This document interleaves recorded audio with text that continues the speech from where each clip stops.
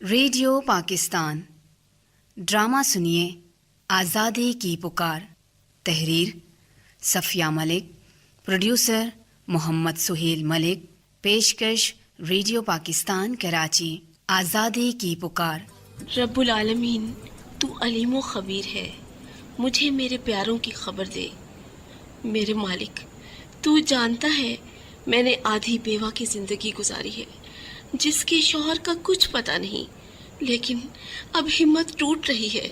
میرے مالک میری مدد فرما، میرے پیاروں کو مجھ سے ملا. اماں یہ کیا آپ رو رہی ہیں؟ آپ تو بہت بہادر ہیں، ایسا نہ کریں پلیز. بے سہاروں کا سہارا وہی ہے، اس لیے اس سے ہی فریاد کرتی ہوں. اچھا یہ بتاؤ کچھ کام تھا؟ نہیں، میں تو بس آپ کو دیکھنے آئی تھی سونے سے پہلے. ایسا کرو پہلے جا کر اپنے دادا کو دیکھو، انہیں کسی چیز کی ضرورت تو نہیں؟ جی اچھا، یہ لیجئے گرما گرم گلابی چائے. ارے واہ واہ، اللہ تمہیں خوش رکھے. سچ مجھے اس وقت نون چائے کی بڑی خواہش ہو رہی تھی. تو پھر نوش کیجیے. اچھا بھائی، بہت عمدہ، بہت ہی خوشبودار. Welcome welcome. اچھا یہ بتائیے کہ آج کل آپ سارا دن کیا لکھتے رہتے ہیں، جبکہ کالج سے ریٹائر ہوئے بھی زمانہ ہو گیا؟ بات یہ ہے میری نور چشم، سوچتا ہوں جانے کب بلاوا آ جائے تو اس سے پہلے میں خود وہ تاریخ رقم کر جاؤں جس کا میں حصہ رہا ہوں. اس کا مطلب ہے آپ کشمیر کی کہانی لکھ رہے ہیں؟ جب تک جس میں طاقت رہی، حریت میں ایکٹیو کردار ادا کرتا رہا. اور اب میں آئندہ نسلوں کو بتانا چاہتا ہوں کہ کشمیری مسلمان کس طرح دنیا میں سر اٹھا کر چلتے تھے. دادا جی، میں نے تو ہمیشہ غلامی اور بے بسی ہی دیکھی ہے. آہوں اور سسکیوں میں جوانوں کے جنازے اٹھتے دیکھے ہیں. یقین ہی نہیں آتا کبھی ہم آزاد بھی رہے ہوں گے. ہاں بیٹا، ہاں، ہم آزاد اور خوشحال رہے ہیں صدیوں سے. تو پھر آپ یہ کہانی شروع کہاں سے کریں گے؟ اس وقت سے جب پہلا انگریز جو ایک پادری تھا، اس نے ہماری زمین پر قدم رکھا. وہ شہنشاہ اکبر کے ہمراہ 1597 میں کشمیر آیا. اس زمانے میں کشمیر کا حکمران یوسف شاہ چک تھا. وہی یوسف شاہ جن کی ملکہ کا نام حبہ خاتون تھا؟ بالکل وہی. دیکھو بیٹا، شاید عرفان کا فون ہو، جلدی سے دیکھو بیٹا. شاباش شاباش. جی جی جی میں دیکھتی ہوں.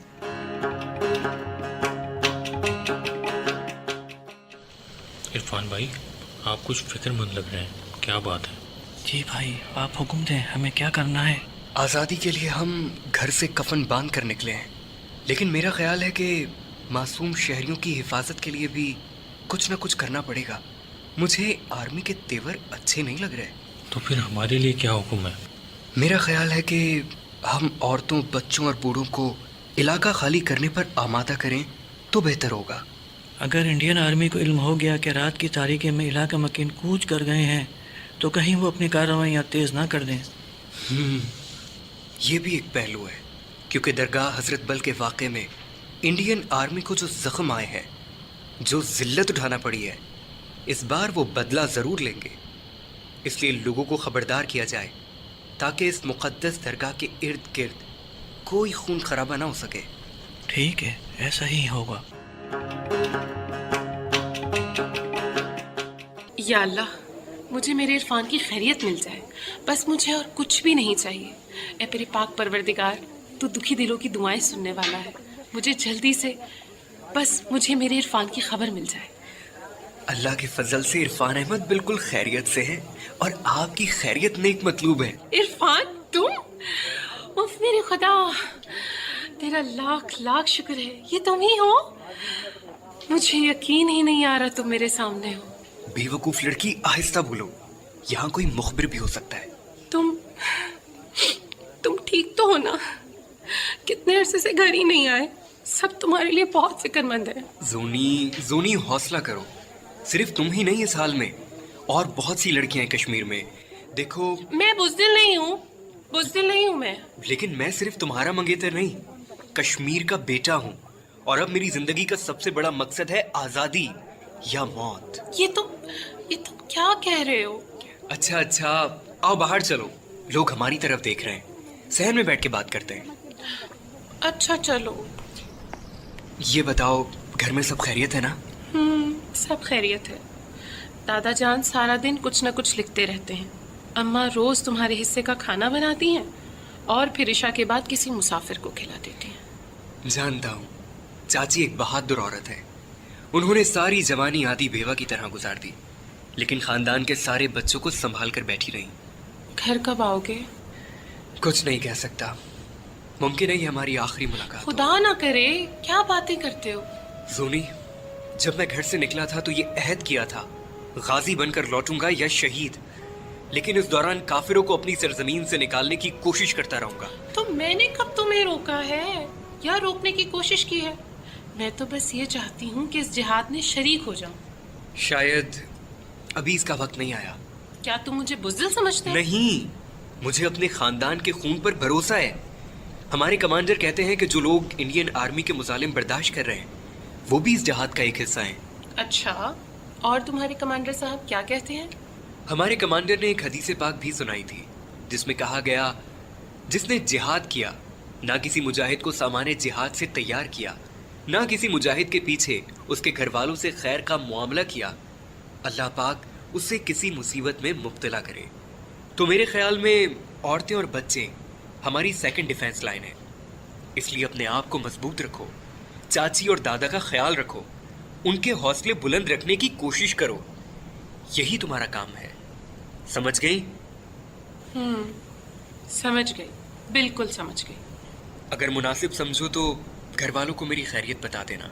अच्छा, मैं चलता हूँ। मैं भी साथ चलती हूँ। नहीं, ये मुनासिब नहीं, तुम मेरे साथ बाहर ना निकलना, बल्कि मेरे जाने के कुछ देर बाद, वो भी दूसरे दरवाजे से। अच्छा, खुदा हाफिज। अल्लाह हाफिज। अल्लाह तुम्हारी हिफाजत फरमाए। फी अमानिल्लाह। फी अमान।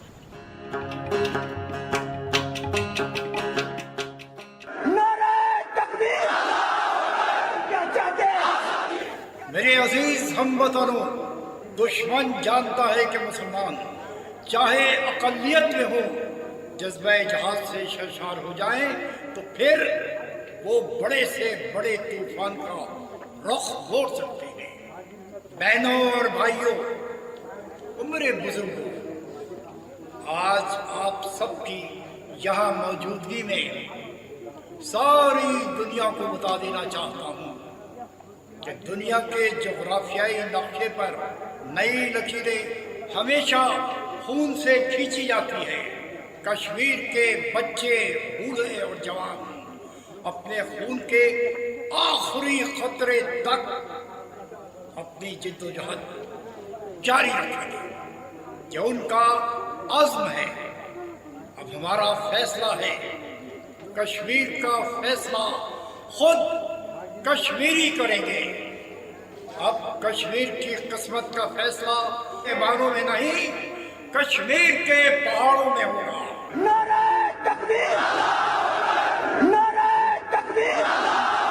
मेरे भाइयों, आज कश्मीरी अपने खून से आजादी का बाब लिखेंगे।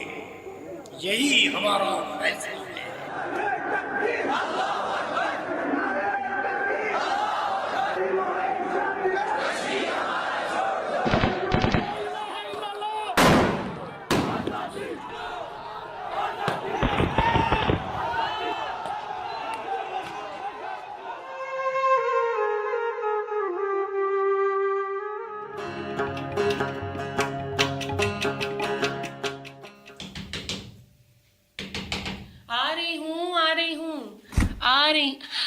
आइए बतूल खाला, बड़े दिन बाद आई। अरे बेटा, इतनी देर लगा दी दरवाजा खोलने में। वो अम्मा कहती हैं देखभाल के दरवाजा खोला करो, इसलिए पहले मैं ऊपर से देख लेती हूँ। आइए ना। कहाँ है खतीजा बहन? कमरे में है अपने, मैं बस अभी बुला के लाई। अरे खतीजा बेगम, ये क्या, तुम आज फिर आंखों में आंसू लिए बैठी हो? बस क्या करूं बहन, मुझे नहीं पता ब्याहता हूं या बेवा। میں تو روزانہ کھڑکی کھلی رکھتی ہوں کہ واپس آنے والوں کو دور سے روشنی نظر آ جائے اور وہ جان لے کہ اس گھر میں اب تک ان کا انتظار کیا جا رہا ہے۔ تم بھی عجیب ہو، بھائی غلام نبی کا انتظار بھی کرتی ہو اور خود کو بیوہ بھی سمجھتی ہو۔ بہن، شوہر انتقال کر جائے تو ایک دکھ ہوتا ہے، لیکن لاپتہ ہو جائے تو کتنے وہم ستاتے ہیں، یہ میں جانتی ہوں یا میرا خدا جانتا ہے۔ ہائے، کیسا بھرا پورا گھر تھا ہمارا۔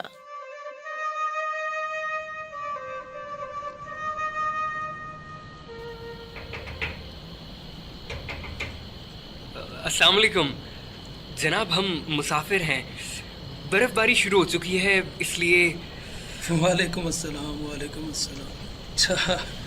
اچھا آپ لوگ ہیں، آپ صاحبان ہیں، آئیے آئیے تشریف لائیے۔ جناب ہم مسافر ہیں، راستہ بھٹک گئے ہیں، آپ صرف ہمیں… مجھے معلوم ہے، مجھے معلوم ہے، اسی لیے تو کہہ رہا ہوں باہر خطرہ ہے، یہ بحث کا وقت نہیں ہے، آ جاؤ۔ چلو بھائی، اللہ مالک ہے۔ خوش آمدید، خوش آمدید۔ اللہ اکبر، کمال ہو گیا، ہم دونوں تو آپ لوگوں کو ڈھونڈتے ڈھونڈتے ہلکان ہو گئے تھے اور آپ یہاں آرام سے قہوہ نوش کر رہے ہیں۔ میرے بہادروں، تم لوگ ہماری جنگ لڑ رہے ہو، میں تو صرف اپنے بہادر جوانوں کی میزبانی کا شرف حاصل کرتا ہوں۔ ارے بھائی، میں بھی کتنا باتونی ہوں۔ آپ ایسا کریں، ہاتھ منہ دھو لیں اور کھانا کھا لیں، پھر کچھ دیر آرام بھی کر لیں۔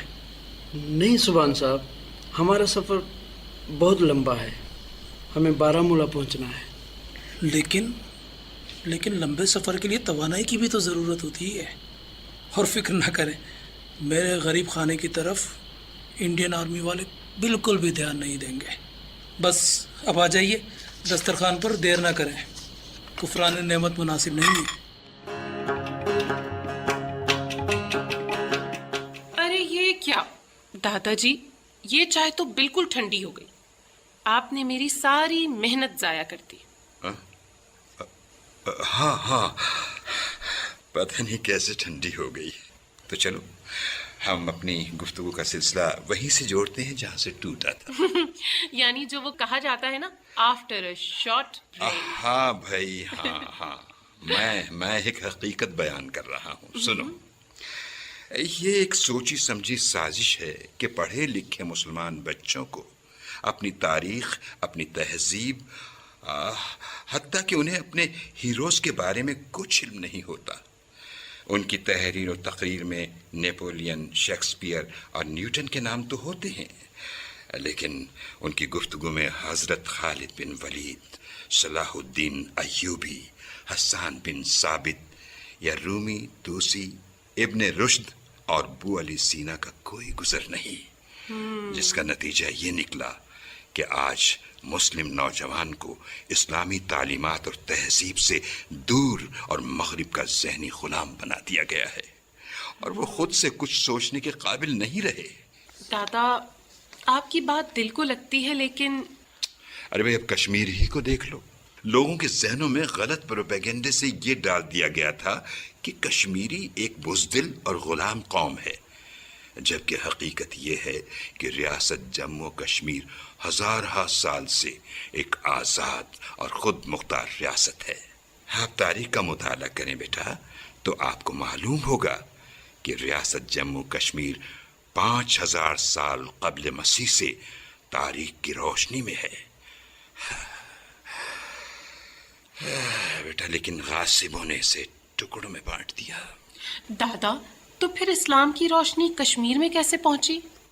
14ویں صدی کے آغاز میں جب سید علی ہمدانی 700 سیدوں کے ساتھ کشمیر آئے تو کشمیر کی اکثریت مسلمان ہو گئی۔ طویل عرصے مسلمان حکمران رہے۔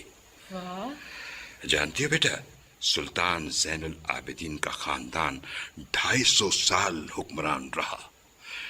1427 میں جب سلطان زین نے تخت سنبھالا تو کشمیر میں اتنی ترقی ہوئی کہ اس دور کو کشمیر کا زرین دور کہا جاتا ہے۔ کیا سمجھے؟ تاریخ میں ان کو بادشاہ کا خطاب ملا. تو پھر یہ غلامی ہمارے نصیب میں کیسے آ گئی؟ 1819 میں جب رنجیت سنگھ نے کشمیر پر غاصبانہ قبضہ کیا، پھر اس نے اپنے ایک ملازم گلاب سنگھ کی خدمات سے خوش ہو کر جموں کا صوبہ اس کی تحویل میں دے دیا.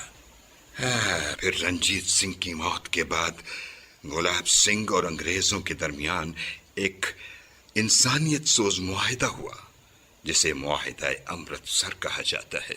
یہ 16 مارچ 1846 کا تاریخ ترین دن تھا جب انگریزوں نے گلاب سنگھ کے ہاتھوں کشمیر کو بیچ دیا. بیچ دیا؟ ایسے کیسے بیچ دیا؟ کیا کہہ رہے دادا جی؟ ہاں بیٹا، بیچ دیا؟ بالکل صحیح کہہ رہا ہوں، بیچ دیا. اور پھر 9 نومبر 1846 کو گلاب سنگھ انگریز سپاہیوں کے ساتھ مہاراجہ گلاب سنگھ بن کر وادی میں داخل ہوا اور ڈوگرا حکومت قائم کر کے ظلم و ستم کا بازار گرم کر دیا. اب سمجھ میں آیا کہ آپ آج کل اتنی قدیم کتابیں کیوں پڑھ رہے ہیں. بس بیٹا بات یہ ہے کہ میں تحریک آزادی میں اس جہاد میں اپنا حصہ ڈالنا چاہتا ہوں. بیٹا میں چاہتا ہوں کہ جو کچھ میں جانتا ہوں وہ اپنی نئی نسل کے حوالے کر جاؤں. میں اپنے نوجوان بچوں کو بتا سکوں کہ ان کے بڑوں نے بھارتی حکومت اور انڈین آرمی کے کیا کیا ظلم و ستم نہیں سہے. بیٹا میں اپنے نوجوانوں کو بتانا چاہتا ہوں کہ جب سے کشمیر میں ڈوگرا راج قائم ہوا اس وقت سے آج تک ہر موقع پر کشمیریوں نے دنیا کو باور کرایا کہ وہ بکاؤ مال نہیں ہے. لیکن دادا وہ بیٹا میں عشاء پڑھ لوں بیٹا، اور باقی باتیں میں کل کروں گا تم سے، ٹھیک ہے نا؟ ٹھیک ہے دادا جی، شب بخیر. جیتی رہو بیٹا، شب بخیر.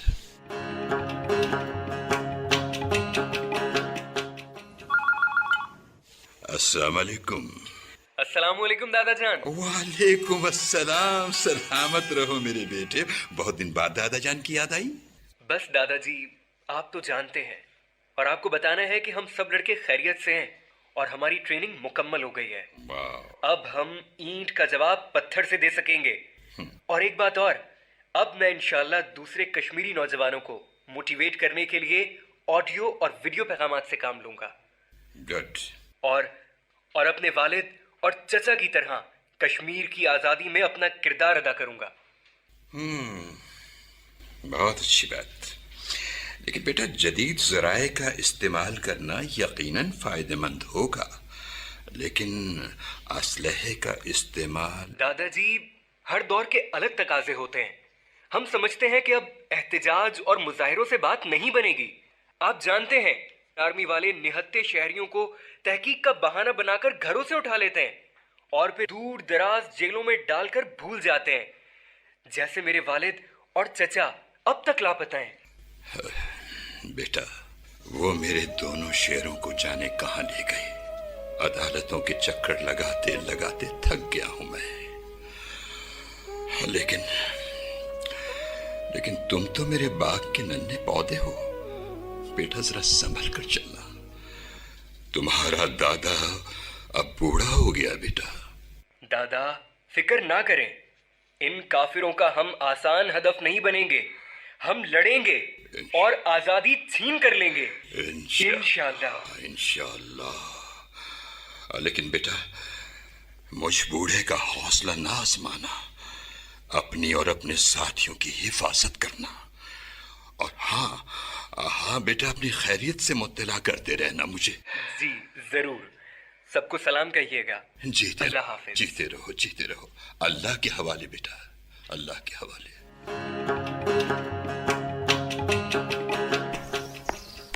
دادا جان میں بیٹھ جاؤں آپ کے پاس؟ ارے یہ بھی کوئی پوچھنے کی بات ہے؟ بیٹھ جاؤ میرے جگر گوشہ، بیٹھ جاؤ. اچھا دادا مجھے یاد آیا، بولو. یہ بتائیے 27 اکتوبر کی کیا اہمیت ہے اور کیا آپ اس کا ذکر کریں گے اپنی کتاب میں؟ ہاں بالکل کریں گے بیٹا، کیونکہ یہ تو ہماری تاریخ کا حصہ بن چکا ہے. इसका पस मंजर ये है बेटा, जैसा कि तुम जानती हो, हर थोड़े अरसे बाद, हर सितम के बाद कश्मीरियों ने मज़ाहमत की, कभी रुक गए, कभी खामोश हो गए, लेकिन हार नहीं मानी। 1931 में एक तहरीक जोर पकड़ गई बेटा। वो सुना होगा, मुस्लिम कॉन्फ्रेंस। ठीक है बेटा। उस तहरीक का मकसद कश्मीर के अवाम को हिंदुओं की दस्तरस से बचाना था और इस्लामी अक़दार को महफूज करना था। क्या समझी? लेकिन दादा, फिर ये क्यों कहते हैं कि मसला कश्मीर तक़सीम हिंद की पैदावार है? हाँ, बिल्कुल, क्योंकि तक़सीम हिंद के मंसूबे में वाज़े तौर पर कहा गया था कि दो कौमी नजरिए के तहत हिंदुस्तान की 565 छोटी बड़ी रियासतों को खुद फैसला करना है कि वो पाकिस्तान में शामिल होना चाहेंगी या फिर भारत में। इसके बावजूद क़याम पाकिस्तान से पहले ही हरी सिंह ने अपनी फौजें दरियाए जहलम के साथ पाकिस्तान की सरहद पर मुतय्यन करना शुरू कर दी। क्या समझी? अच्छा। और फिर 26 अक्टूबर 1947 को मुजाहिदीन श्रीनगर से सिर्फ 2 मील के फासले पर थे कि महाराजा भागकर जम्मू पहुंच गया और 27 फरवरी 1947 को भारतीय फौजें कश्मीर में उतार दी गई। इसका सबब जानते हो क्या हुआ? इसका सबब हालत फरार में महाराजा का लिखा हुआ खत करार पाया और यूं, हाँ बेटा, यूं भारतीय फौजें वादी पर काबिज हो गईं।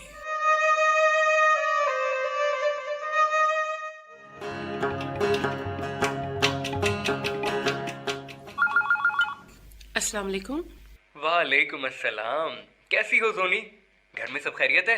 हाँ, सब खैरियत है, लेकिन तुम अपना बहुत ख्याल रखना। हमारा खानदान कोई और नुकसान बर्दाश्त नहीं कर सकता। सोनी, इस वक्त हम हालत जंग में हैं और मुसलमान मैदान जंग में अल्लाह के भरोसे पर कदम रखता है। उसके जहन में सिर्फ 2 बातें होती हैं, गाजी या शहीद। जानती हूँ। अच्छा सुनो, एक बात बताऊं? मुझे ना तुम पर बहुत फख्र होता है जब लोग बताते हैं कि वो इरफान की वीडियोस और मैसेजेस का इंतजार करते हैं और वो इरफान के नक्शे कदम पर चलना चाहते हैं। अच्छा, ये बात है।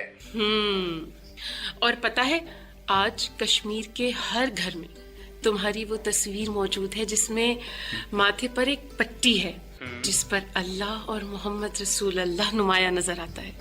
मुझे इतनी खुशी होती है हर घर में तुम्हारी वो तस्वीर देखकर। अल्लाह मेरे और मेरे साथियों की जद्दोजहद को कबूल फरमाए। अच्छा, अब मेरी बात गौर से सुनो। मैंने आज खास तौर पर तुम्हें फोन किया है ये कहने के लिए कि तुम मेरी तरफ से आजाद हो। तुम चाहो तो शादी कर लो, क्योंकि मैं जिस रास्ते पर चल रहा हूं कुछ खबर नहीं। कैसी बातें कर रहे हो इरफान? तुम जानते हो मेरी माँ 15 साल से मेरे बाबा का इंतजार कर रही हैं और हर शाम ऊपर वाले कमरे की बत्ती रोशन करती हैं कि अगर किसी दिन बाबा लौट आए तो उन्हें परेशानी ना हो। और मैं जानता हूँ चाची बहुत बाहिम्मत खातून है। उन्होंने तुम्हारी और मेरी देखभाल और परवरिश में कोई कमी नहीं की, लेकिन मैं चाहता हूँ कि तुम सारी जिंदगी चची की तरह इंतजार में ना गुजार दो। ऐसी बातें मत करो इरफान, मुझे अल्लाह से उम्मीद है तुम बहुत जल्द कामयाब होकर लौट आओगे।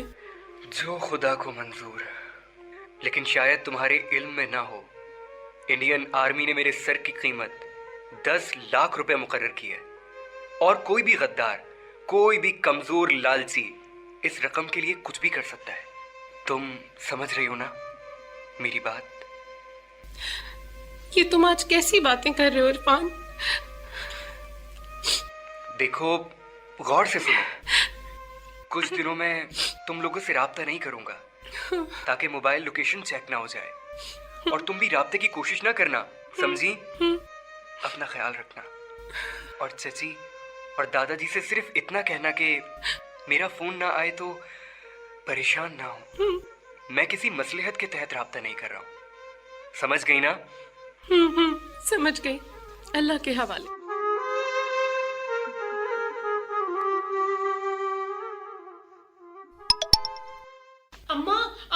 اماں جلدی سے دادا کے کمرے میں آئے. عرفان کا ویڈیو میسج آیا, ہم سب دیکھتے. آئیے جلدی آئیے. آ رہی ہوں. دادا انشاءاللہ سب خیر ہوگا.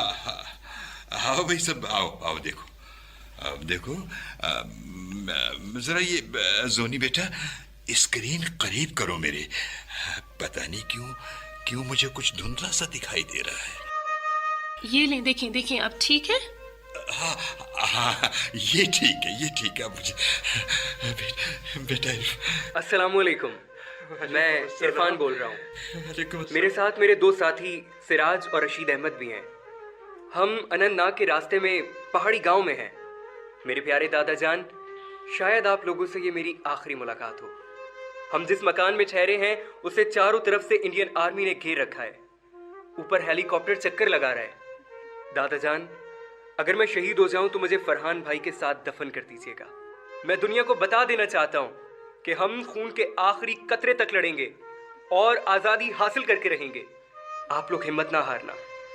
ابھی جنگ جاری ہے, آخری جنگ باقی ہے.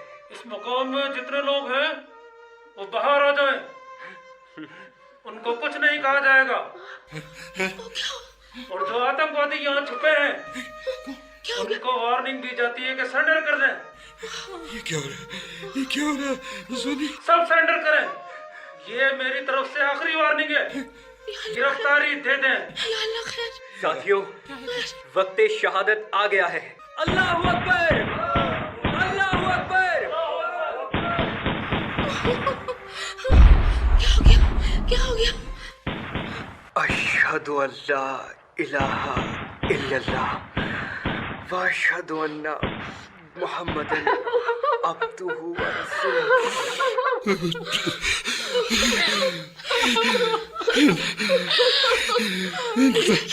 انا للہ و انا الیہ راجعون. میرا بچہ. عرفان زندہ باد, عرفان زندہ باد, عرفان زندہ باد.